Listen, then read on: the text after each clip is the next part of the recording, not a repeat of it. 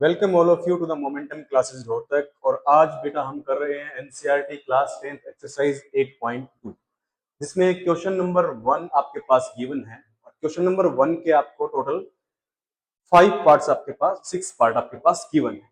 Question number 1 का part number 1 बेटा देख रहे हैं कि कैसे इसको सोल्व करेंगे। ठीक है जी, देखिए पहले बच्चों आपको मैं बता देता हूँ, इस एक्सरसाइज को करने से पहले आप सभी बच्चों को ये जो ट्रिग्नोमेट्रिक टेबल है वो सभी बच्चों को याद होनी चाहिए, क्योंकि बेटा आपको पता है कि आपको देख भी रहे होंगे कि आप पार्ट 1 के अंदर आपने देखा कि साइन 60 की जरूरत आपको पड़ रही है, साइन cos 30 की वैल्यू की आपको जरूरत पड़ रही है। दैट मींस आपको जो ट्रिग्नोमेट्रिक टेबल है वो प्रॉपर तरीके से याद होनी चाहिए। अगर आप बच्चों को ट्रिग्नोमेट्रिक टेबल याद नहीं है तो आपको ये एक्सरसाइज सोल्व करने में प्रॉब्लम्स फेस करनी पड़ेंगी।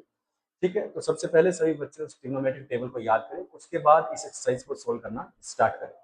तो क्वेश्चन नंबर 1 के अंदर बेटा आपके पास गिवन है, क्वेश्चन नंबर 1 में गिवन है कि साइन 60 इंटू कॉस 30। बेटा क्वेश्चन नंबर 1 है साइन 60 इंटू कॉस 30 प्लस में साइन 30 इंटू कॉस 60 की वैल्यू क्या होगी। तो क्वेश्चन नंबर 1 का part number 1 exercise 8.2 question number 1 और उसका पार्ट नंबर 1। तो sine 60 degree into cos 30 degree plus sine 30 degree into cos 60 degree, आपको इसकी वैल्यू की बात करनी है। तो बेटा ये वैल्यूज आप सब्स्टिट्यूट करेंगे। ठीक है जी, तो सबसे पहले साइन 60 की वैल्यू क्या होती है बेटा, √3/2 वैल्यू होती है। उसके बाद मल्टीप्लाई में है cos 30 वैल्यू भी √3/2 ही होती है। साइन 30 की वैल्यू की बात करता हूँ बेटा, साइन 30 की वैल्यू 1/2 होती है। In the similar way cos 60 की वैल्यू भी 1/2 होती है।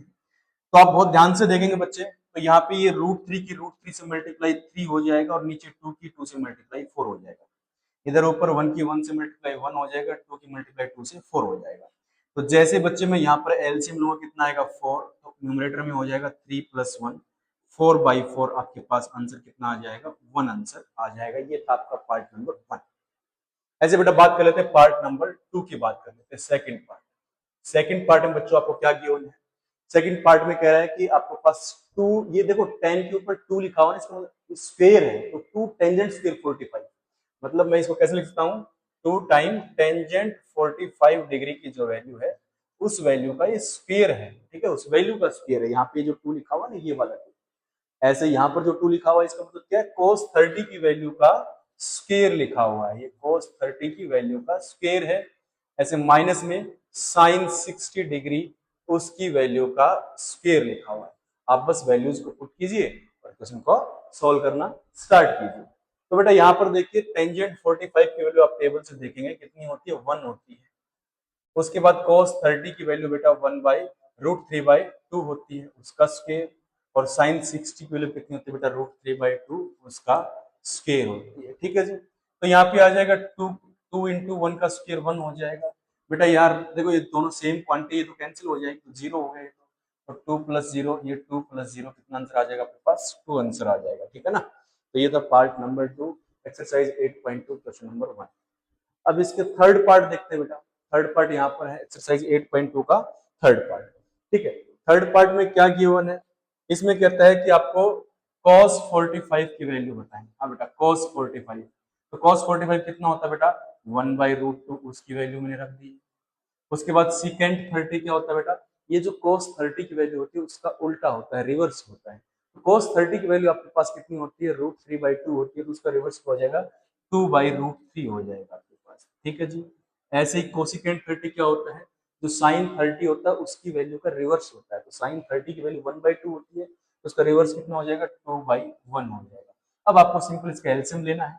तो बेटा देखिए न्यूमरेटर में तो 1/√2 एज इट इज रहेगा, डिनोमिनेटर में एलसीएम लेता हूँ तो कितना आएगा, इन दोनों की मल्टीप्लाई करके लिख दिया करो एलसीएम, इसकी भी उधर मल्टीप्लाई इसकी इधर कर दिया करो, 1 की 2 से 2 हो जाएगा, 2 की √3 से 2√3 हो जाएगा। अब इसको फिर से रिवर्स कर देंगे बेटा, तो 1/√2 और नीचे वाले का जो डिनोमिनेटर था ऊपर चला जाएगा √3, और ये कितना बन जाएगा 2 + 2√3। ठीक है जी, आप यहाँ पे इसको छोड़ सकते हैं, लेकिन मैं कहता हूँ आप डिनोमिनेटर में रूट वाली टर्म को ना छोड़े, उसको रेशनलाइज ही करें। तो अब इसको और रेशनलाइज कर देते हैं। ठीक है, तो √2 से रेशनलाइज करेंगे बेटा, कितना आ जाएगा, √2 से रेशनलाइज करेंगे तो ये √6 हो जाएगा, और ये कितना हो जाएगा, √2 की जगह 2 हो जाएगा। अब नीचे एक क्वांटिटी रहेगी 2 प्लस 2√3, तो इसका रेशनलाइज और कर देते हैं, कितना आ जाएगा 2 माइनस 2√3, और नीचे कितना आ जाएगा 2 माइनस 2√3। तो यहाँ पे क्या हो जाएगा बेटा, मैं इसको नेक्स्ट पेज पे कर देता हूँ, तो √6 इंटू 2 माइनस 2√3, और डिनोमिनेटर में आपके पास क्या लिखा हुआ था, उसमें डिनोमिनेटर में था आपके पास 2 इंटू 2 प्लस √3, है ना, 2 इंटू 2 प्लस √3, और 2 माइनस 2√3।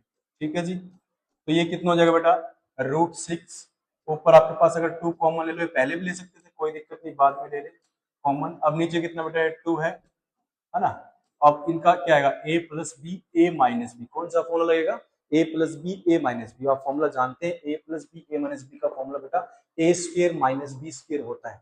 मैं यूज कर देता हूँ, a plus B into A minus B वाला फॉर्मूला नीचे लगेगा बेटा, ये आपके पास फॉर्मूला होता है a का स्क्वायर माइनस बी का स्क्वायर। ठीक है, तो यहाँ पे कितना आ जाएगा, ये आ जाएगा 2 का स्क्वायर माइनस में 2√3 है उसका स्क्वायर हो जाएगा, ये 2 कैंसिल हो जाएगा आपके पास, तो कितना आएगा √6, और ऊपर कितना रह गया बेटा 1 माइनस √3 रह गया, नीचे 2 का स्क्वायर 4 रह गया, तो √3 में 2 का स्क्वायर 4 और √3 का स्क्वायर 3, कितना आएगा बेटा ये √6 इंटू 1 माइनस √3, और ये कितना हो जाएगा 4 माइनस 12, तो 4 माइनस 12 कितना है बेटा माइनस का 8 आ जाएगा। आप यहाँ पे छोड़ सकते हैं, माइनस कॉमन लेके लिखना चाहें तो क्या हो जाएगा, ऊपर से अगर कोई बच्चा माइनस कॉमन लेगा तो ये कितना हो जाएगा √3 माइनस 1, और जो माइनस बाहर आएगा नीचे वाले माइनस से कट के 8 हो जाएगा, यहाँ भी आप छोड़ सकते हैं। ठीक है जी, ये था बेटा आपका क्वेश्चन नंबर 1 का पार्ट नंबर 3। अब बात कर लेते हैं क्वेश्चन नंबर 1 का पार्ट नंबर 5 की बात है, 4 की बात करते हैं। ठीक है, क्वेश्चन नंबर 1 का पार्ट नंबर 4 मैं आगे लिख देता हूँ बेटा, साइन 30 tan 45 कोसेकेंट 60, क्या लिखा हुआ है साइन 30 ठीक है, पार्ट नंबर 4 है क्वेश्चन नंबर 1 का पार्ट नंबर 4, तो ये लिखा हुआ है साइन 30 डिग्री, और उसके बाद है tan 45 कोसेकेंट 60 प्लस का टेंजेंट 45 डिग्री माइनस का कोसेकेंट 60 डिग्री, बाई में लिखा हुआ बेटा, आपके बाई में क्या है secant 30 cos 60, secant 30 plus cos 60, और एक टर्म और थी आपके पास कितना प्लस का कोट 45, प्लस का कोट 45, इसकी वैल्यू आपको निकालनी है। तो मैं सिंपल यही कहूंगा बच्चे, आप जो वैल्यूज आपको निकालनी है, आप इन वैल्यूज को ट्रिग्नोमेट्रिक टेबल से देखेंगे, लेकिन मैं कहता हूँ देखो मत, आप लोग उसको याद कर लो बेटा, ठीक है, क्योंकि याद करोगे तभी आपके लिए आसान होगा। तो क्या करेंगे, इसके अंदर वैल्यू रखेंगे बेटा, तो साइन 30 की वैल्यू कितनी होती है बेटा, साइन 30 की वैल्यू 1/2 होती है, टेंजेंट 45 की वैल्यू 1 होती है, कोसिकेंट 60 क्या होता है बेटा, साइन 60 की वैल्यू का उल्टा, साइन 60 की वैल्यू √3/2 होती है, तो कोसिकेंट 60 क्या हो जाएगा 2/√3 हो जाएगा, रिवर्स हो जाएगा उसका 2/√3। ठीक है जी, ऐसे ही सीकेंट 30 कितना होगा, cos 30 की जो वैल्यू थी उसका उल्टा, तो सीकेंट 30 की वैल्यू √3/2 है, तो ये कितना हो जाएगा 2 बाई, है ना, cos 30 की वैल्यू कितनी थी √3/2, तो सीकेंट 30 उसका उल्टा क्या हो जाएगा 2/√3, cos 60 बेटा 1/2 होता है, cos 45 1/√2, आई थिंक कोट था ये, जहां तक मेरे को याद है कोट 45 था ना, हाँ ये कोट था, नॉट cos, कोट, तो कोट 45 कितना हो जाएगा बेटा आपके पास 1 हो जाएगा।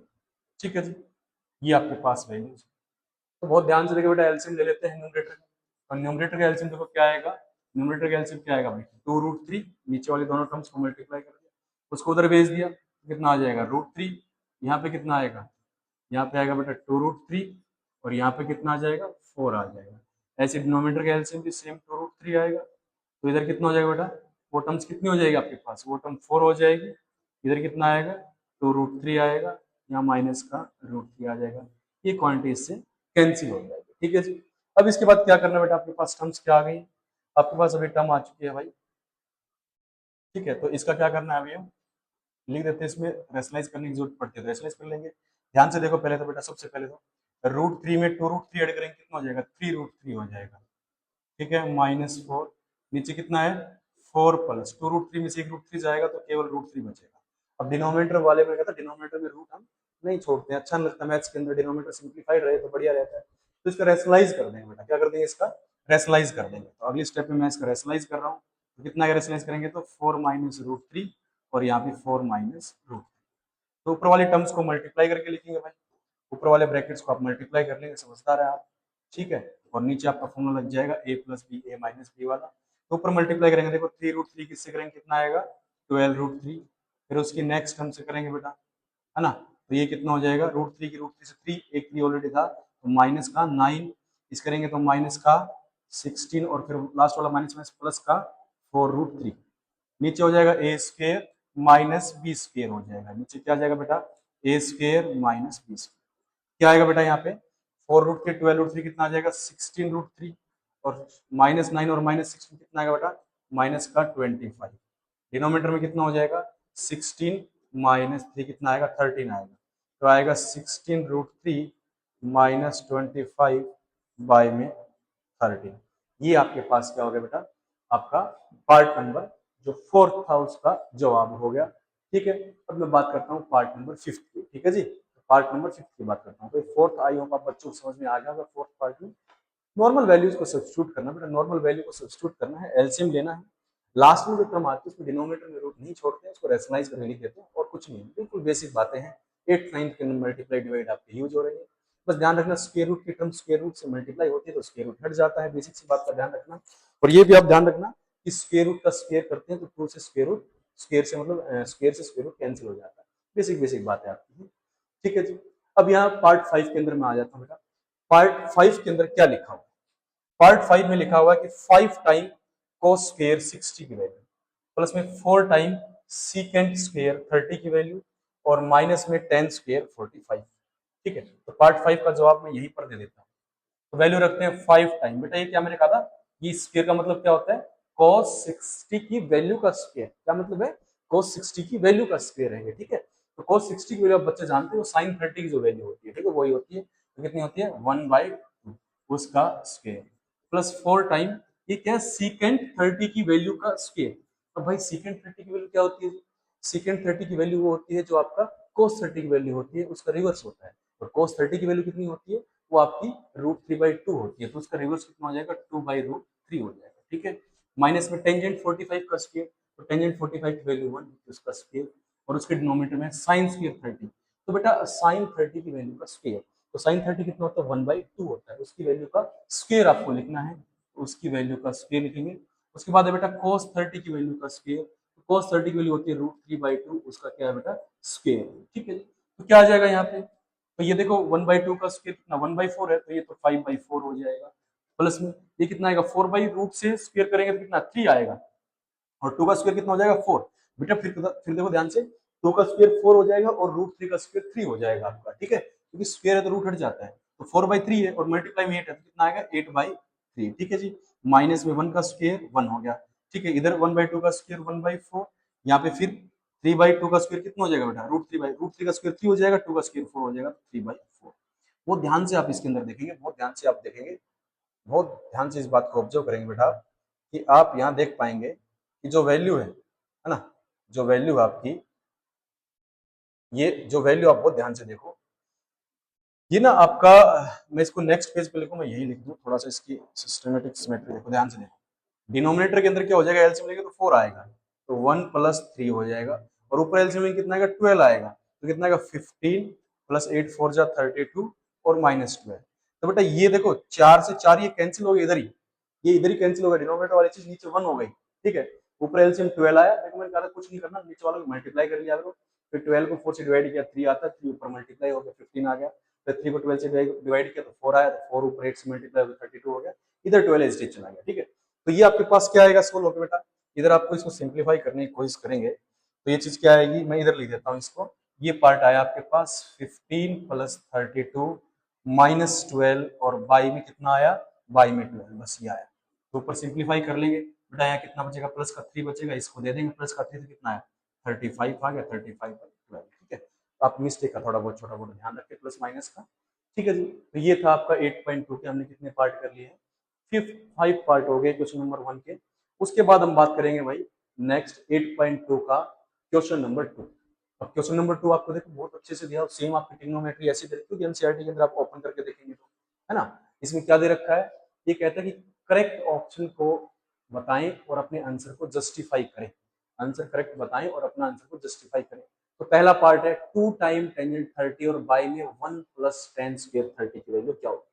हाँ बेटा क्या क्या रखा है, उसके बाद कौन सा है 3 है, क्वेश्चन नंबर 4 है, ठीक है, यहीं तक है आपकी 8.2 करेक्ट। हाँ उसके बाद 8.3 आ जाती है। देखो भाई इसको देखते हैं बेटा, तो कहता है कि choose the correct option and justify your answer. Correct option बताओ और अपना आंसर को जस्टिफाई करो। ठीक है जी, तो पहला दे रखा है बेटा पार्ट 1, इसके अंदर आपके पास है कि 2 टाइम टेंजेंट 30 की वैल्यू डिवाइड किया जाए 1 प्लस टेन स्क्वायर 30 की वैल्यू को, तो इनमें से कौन सा ऑप्शन करेक्ट होगा। ठीक है, तो मैं उसको नॉर्मल सिंप्लीफाई करता हूँ, टेबल की जो वैल्यू थी रख के, तो इसको सोल्व करते हैं। क्वेश्चन नंबर सेकंड का पार्ट 1, क्वेश्चन नंबर 2 का बेटा पार्ट नंबर 1 की हम बात करें। 2 टाइम टेंजेंट स्क्वायर 30 और बाई में आई थिंक 2 टाइम टेन 30 है, ठीक है, 2 टाइम टेंजेंट 30 है, स्क्वायर नहीं है, 2 टाइम टेंजेंट 30 है, स्क्वायर नहीं है, तो इसको मैं एक बार 2 टेन 30 है, ठीक है, ये लिखा हुआ 2 टाइम टेंजेंट 30, उसको डिवाइड कर रहे हैं 1 प्लस टेन स्क्वायर 30 से, 1 प्लस टेन स्क्वायर 30, ठीक है। तो कहता है कि ऑप्शंस दे रखे चार, उनमें से कौन सा ऑप्शन आएगा। मैं ऑप्शन लिख देता हूँ। ऑप्शन ए क्या गिवन है, ऑप्शन ए है sine 60 cos 60 tan 60, sine 60 degree, option B है cos 60 degree, and option C है tangent 60 degree, and option D क्या है जी, ऑप्शन डी रखा है साइन 30 डिग्री, ऑप्शन डी है साइन 30 डिग्री, ये आपका पार्ट है। ठीक है, अब वैल्यूज रखना स्टार्ट करते हैं बेटा, वैल्यू रखना स्टार्ट करते हैं। क्या वैल्यू आपके पास, तो टेंजेंट 30 की वैल्यू देखते हैं बेटा, किसकी वैल्यू देखते हैं, टेंजेंट 30 की वैल्यू। तो 2 टाइम टेंजेंट 30, टेन 30 कितना होगा बेटा, टेन 30 की वैल्यू कितनी होती है, 1 बाई रूट 3 होती है भाई, 1 बाई रूट 3 होती है। या फिर ऐसे याद कर सकते हैं आप कि टेन 30 की वैल्यू देखो, अब बेटा याद तो आपको करना ही है। अब एक टेंजेंट थीटा का फॉर्मूला भी होता है क्या, sine theta by cos theta, मतलब जो भी टेंजेंट की वैल्यू आएगी ना, वो सेम एंगल के लिए साइन और कोस की वैल्यू को डिवाइड करके आएगी। जैसे मुझे इस क्वेश्चन में टेंजेंट 30 चाहिए था, अगर किसी बच्चे को साइन कोस वाली भी लाइन याद है तो कर सकता है। कैसे, यहाँ पे कितना हो जाएगा आपके पास, साइन 30 हो जाएगा बेटा, नीचे कोस 30 हो जाएगा, ठीक है जी। तो साइन 30 की वैल्यू कितनी होती है बेटा आपकी, साइन 30 की वैल्यू 1/2 होती है, और कोस 30 की वैल्यू √3/2 होती है। डिनोमिनेटर से डिनोमिनेटर कट जाएगा, 1/√3 आंसर आएगा। तो अगर ये फॉर्मूले से भी आप सारी वैल्यू निकाल सकते हैं, बशर्ते आपको साइन और कोस की वैल्यू आपको याद होनी चाहिए। तो ऐसे करके हमने बताया कि साइन टेंजेंट 30 की वैल्यू कितनी आई, 1/√3 आई। अब इस टेंजेंट 30 की वैल्यू अपने पास आ चुकी है, उसके बाद है टेंजेंट स्क्वायर 30, है ना, तो टेन 30 की वैल्यू का स्क्वायर, ठीक है जी। अब इसको क्या हो जाएगा बेटा इसके बाद, तो 2/√3, नीचे वाला क्या आएगा, 1 प्लस 1/√3 का स्क्वायर, तो 1 का स्क्वायर 1, और √3 का स्क्वायर कितना आएगा बेटा, 3 आएगा। तो कितना हो जाएगा यहाँ पे 2/√3। अब ये कितना आएगा बेटा, 1 प्लस 1/3 कितना आएगा, तो एलसीएम 3 आ जाएगा, तो 3 प्लस 1 कितना आएगा बेटा, 2/√3, और ये कितना हो जाएगा 4/3। तो आप इसको पलटी मरवा देंगे बेटा, 2/√3 इंटू 3/4, तो 2 2 जा 4। अब यहाँ पे देखो भाई 3/2√3 है ना, तो √3 है, तो √3 से रेशनलाइज करा, तो मैंने कहा था डिनोमिनेटर में कुछ नहीं छोड़ना बेटा, डिनोमिनेटर में कुछ नहीं छोड़ना, तो रेशनलाइज करा देंगे, मतलब कुछ नहीं, मतलब रूट वाली टर्म नहीं छोड़नी है। तो √3 से मल्टीप्लाई, √3 से डिवाइड, तो ऊपर तक कितना हो जाएगा 3, और मल्टीप्लाई में √3, और डिनोमिनेटर में देखा बेटा √3 से √3 मल्टीप्लाई करेंगे, तो दो रूट वाली टर्म एक जैसी मल्टीप्लाई होती है तो स्क्वायर रूट हट जाता है, तो मतलब क्या होगा, √3 की √3 से मल्टीप्लाई करेंगे 3 आएगा, और वो 2 ऑलरेडी था, तो 3 से 3 कैंसिल, कितना आंसर आया बेटा √3/2। लेकिन जैसे हमने ऑप्शन देखा, रहे ऑप्शन में तो है ही नहीं √3/2, तो ऑप्शन में √3/2 नहीं है, तो कहीं ना कहीं वैल्यूज देखे किसकी वैल्यू √3/2 हो सकती है, थोड़ा सा ऑप्शन चेंज कर रखा है बस। तो साइन 30 की वैल्यू आप देखेंगे वो √3/2 होती थी, तो ऑप्शन 1 ही करेक्ट हो जाएगा। ये गलत हो जाएगा क्योंकि cos 60 कितना होता है 1/2 हो जाएगा, इसलिए गलत है। टेंजेंट 60 √3 होता है, तो ये इसलिए गलत हो जाएगा। साइन 30 1/2 होता है, इसलिए गलत हो जाएगा। केवल ऑप्शन ए ही करेक्ट आएगा कि √3/2 क्या होता है साइन 60। तो ऑप्शन सीधा ना देखे, ट्रिग्नोमेट्रिक फॉर्म में ऑप्शन आपके बना दिए थे। ये था क्वेश्चन नंबर 2 का पार्ट नंबर 1। अब उसके बाद बात करते हैं पार्ट नंबर 2। पार्ट नंबर 2 में क्या बेटा, 1 माइनस टेंजेंट स्क्वायर 45 बाई में 1 प्लस टेंजेंट स्क्वायर 45 की वैल्यू की बात कर रहा है। तो 1 माइनस टेंजेंट स्क्वायर 45 और 1 प्लस टेंजेंट स्क्वायर 45। हाँ जी, पार्ट 2 क्वेश्चन नंबर सेकंड का पार्ट 2 है। एक्सरसाइज आपकी 8.2 है। इसमें दे रखा है कि 1 minus tangent square 45 degree by 1 plus tangent square 45 degree. इसकी वैल्यू की ये बात कर रहे हैं, ठीक है। 1 minus ten square 45, 1 plus ten square 45 की बात कर रहे हैं। चार ऑप्शन आपके पास गिवन है। ऑप्शन ए है कि टेंजेंट 90 की वैल्यू इक्वल आएगा इसका आंसर। ऑप्शन बी है 1 आएगी वैल्यू। ऑप्शन सी है साइन 45 आएगी। ऑप्शन डी है 0 आएगी। तो मैं लिख देता हूँ ऑप्शन ए क्या आपके पास टेंजेंट 90। हाँ भाई, इसकी वैल्यू किसके इक्वल आएगी? ऑप्शन दे रखे हैं। ए ऑप्शन है इसकी वैल्यू टेंजेंट 90 के इक्वल आएगी। ऑप्शन बी आपके पास है बेटा, ऑप्शन बी आपके पास है कि 1 आएगी। Option C sine 45, option C sine 45 और ऑप्शन डी था बेटा आपका 0। ये चार ऑप्शन आपके पास गिवन है, ठीक है। तो वैल्यू सब्स्टिट्यूट करते हैं वही टेबल से बेटा। तो टेंजेंट 45 की वैल्यू आपको याद होनी चाहिए यहाँ पे। उसकी वैल्यू कितनी होती है? 1 होती है। तो ये क्या लिखा हुआ बेटा? 1 माइनस 1 का, अब देखो स्क्वायर का मतलब क्या, उस टेंजेंट 45 की वैल्यू का स्क्वायर है। तो देखो आपको बहुत ध्यान से दिख गया होगा कि 1 का स्क्वायर कितना होता है बेटा? 1 होता है। कितना आ जाएगा? 1 माइनस 1 का स्क्वायर 1, 1 प्लस 1 का स्क्वायर 1। तो बेटा 1 माइनस 1 0, 0/2। देखो जीरो के बाई में कोई भी नॉन जीरो नंबर लिख लो, जीरो के बाई में कोई भी नॉन जीरो नंबर लिख लो, वैल्यू कितनी आती है? 0 आती है। हाँ, लेकिन ध्यान रहे, क्या ध्यान रखना है? वो तेज दिमाग से ना, आप अभी समझदार बच्चे हैं कि क्या, कि 0/0 कभी आ जाए, आएगा नहीं वैसे 10th क्लास में। अगर आ भी जाए तो इसको 0 के बराबर नहीं लिखते हैं, ठीक है ना। क्या होना चाहिए? ऊपर 0 है तो नीचे क्या होना चाहिए? नॉन जीरो नंबर होना चाहिए। तो वैल्यू क्या बोलते हैं बेटा? 0 के इक्वल बोलते हैं, ठीक है ना। ध्यान रखना। इसको क्या बोलते हैं? ये इनडिटरमाइंड फॉर्म होती है बेटा, इसको 11th क्लास में पढ़ेंगे आप, ठीक है। ओके, अब उसके बाद बात करते हैं पार्ट नंबर 3 की बात करते हैं। पार्ट नंबर 3 में कहता है कि साइन 2a की वैल्यू क्या 2 टाइम्स साइन ए, 2 टाइम्स साइन ए और 3 टाइम 2 टाइम्स साइन होगी, साइन 2 की वैल्यू 2 टाइम्स साइन ए होगी, नहीं होगी, ठीक है। पार्ट 3 देखो जी, पार्ट 3 की बात कर लेते हैं। पार्ट 3, पार्ट 3 में क्या दे रखा है बेटा?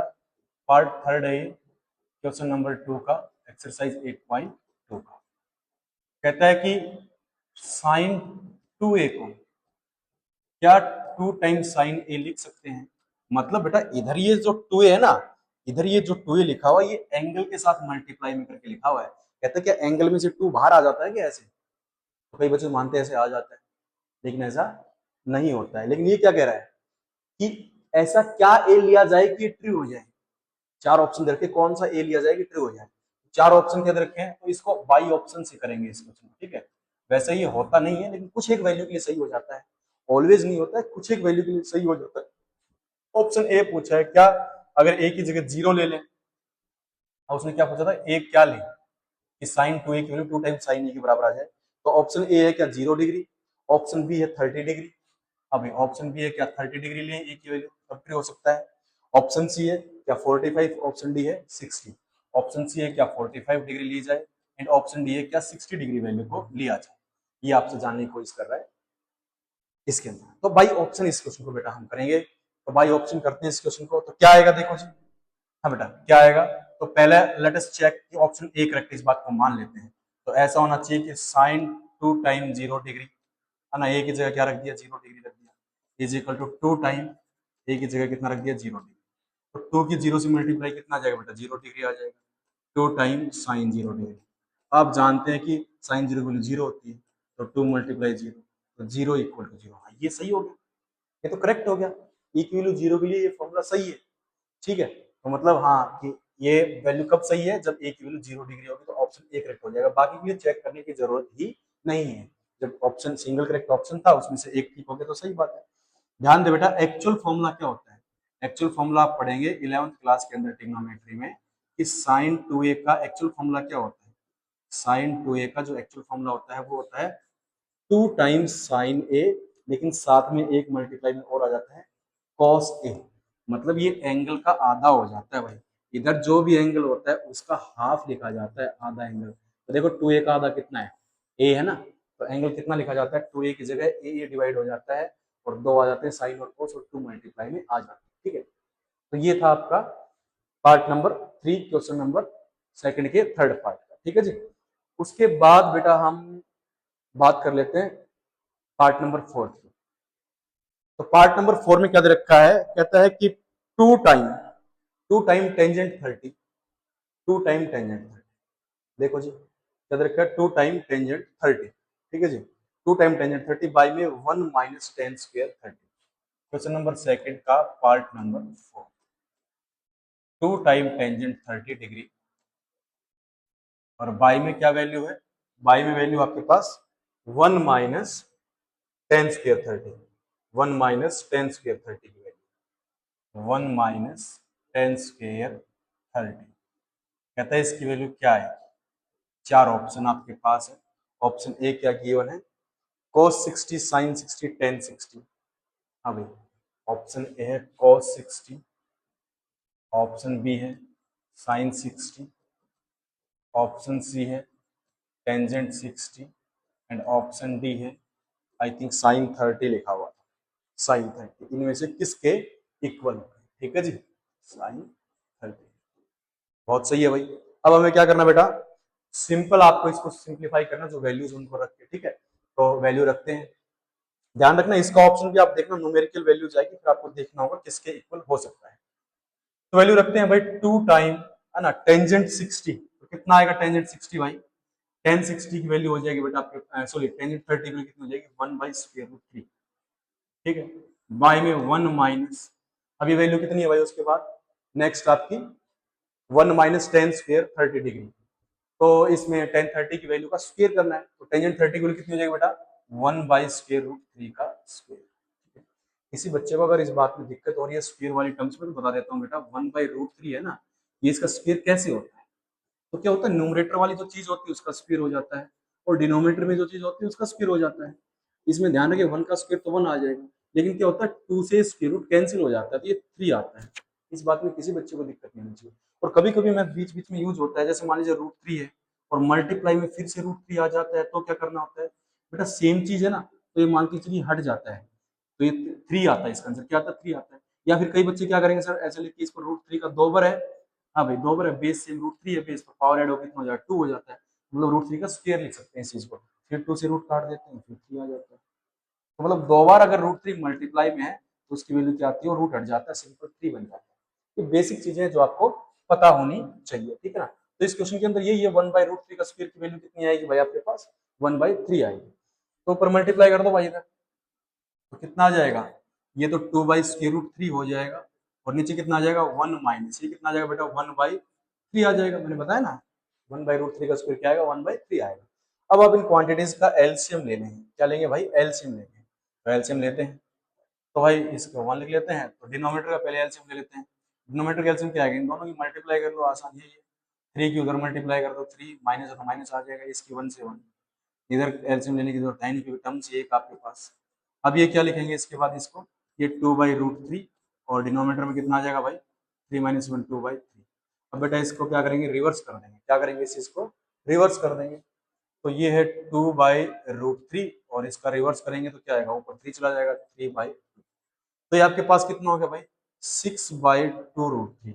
मैंने फिर कहा था बेटा वही कि डिनोमिनेटर में ना आपको वो नहीं छोड़ना है, क्या बोलते हैं, जब 2 से 2 कट रहा है तो मैं इसको क्यों इतना ज्यादा खींच रहा हूँ, 2 से 2 कट रहा है तो काट देते हैं, ठीक है। तो ये कितना आया, 3 बाई रूट 3। अब कई बच्चे इसको देख के सोचेंगे मेरा तो आंसर मैच नहीं हो रहा, मेरा तो आंसर मैच नहीं हो रहा, तो क्या करेंगे, आंसर मैच नहीं हो रहा बेटा, नीचे रूट है, मैंने कहा रूट को नहीं छोड़ना होता है, स्क्वायर को रूट को नहीं छोड़ते हैं, तो क्या करें, स्क्वायर रूट 3 से मल्टीप्लाई डिवाइड कर दें, कितना आ जाएगा आपके पास, नेक्स्ट 3 बाई स्क्वायर रूट 3, इससे मल्टीप्लाई कर दो, स्क्वायर रूट 3 से मल्टीप्लाई और डिवाइड, तो कितना हो जाएगा, ऊपर तो हो जाएगा बेटा 3 इंटू रूट 3, और नीचे कितना आ जाएगा आपके पास, रूट 3 इंटू रूट 3, रूट 3 का स्क्वायर, मैंने फिर वही कहा था रूट 3 का स्क्वायर होगा, तो 2 से आपका रूट कैंसिल हो जाएगा, 2 से आपका रूट कैंसिल हो जाएगा, तो कितना बच गया फाइनली, मैं यहाँ लिख देता हूँ आपके पास, ये बच गया 3 रूट 3, और बाई में बेटा 3 बच गया, 3 से 3 कैंसिल, कितना आया, रूट 3 आया। अब आप देखेंगे भाई रूट 3 तो मेरा कोई भी ऑप्शन नहीं है, रूट 3 मेरा कोई भी ऑप्शन नहीं है, तो आपको जानना कि भाई किसकी वैल्यू रूट 3 हो सकती है। तो सबसे पहली वैल्यू देखी कि cos 60, तो cos 60 की वैल्यू कितनी होती है, cos 60 की वैल्यू होती है आपके पास तो sin 30 की होती है, मतलब 1/2, तो ये ऑप्शन तो गलत हो गया।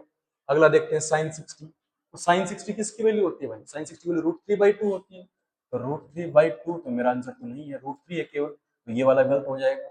tan 60 कितना होता है, tan 60 होता है sin 60 की वैल्यू और cos 60 की वैल्यू को दोनों का डिवाइड, है ना, sin और cos की वैल्यू डिवाइड होता है, तो जो sin की वैल्यू 60 और cos की वैल्यू 60, इनके दोनों का डिवाइड कितना आएगा, √3 ही आएगा, इन दोनों को डिवाइड करेंगे, याद है तो और भी अच्छा है किसी को, tan 60 की वैल्यू √3, तो हाँ सही है, √3 मैच कर गया, ऑप्शन सी करेक्ट हो गया।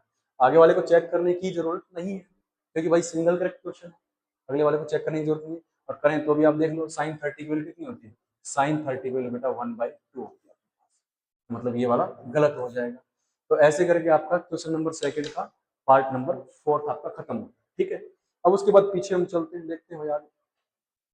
ठीक है, इसके अंदर 4 ही पार्ट थे, तो आज हमने क्या किया, क्वेश्चन नंबर 1 के पार्ट थे टोटल 5, 2 पार्ट ये और 3 पार्ट ये, बेटा टोटल 5 पार्ट हमने 5 पार्ट हमने किए। क्वेश्चन नंबर 2 के अपने कितने पार्ट थे, इसके 4 पार्ट थे, चारों पार्ट हमने सोल्व किए, प्रॉपर आपको सोल्व करना है। पार्ट 1 के अंदर और मतलब 1, 2 और 4th में आपने देखना है कि ऑप्शन कहीं भी मैच नहीं करता है, दूसरी वैल्यू के फॉर्म में गिवन होता है, तो ऑप्शन को सोल्व करके देखते हैं कौन सा मैच कर रहा है। और पार्ट 3 से आपने ये चीज सीखने की कोशिश की कि साइन 2a का फॉर्मूला क्या होता है, हमने ये चीज सीखी, ध्यान रखना।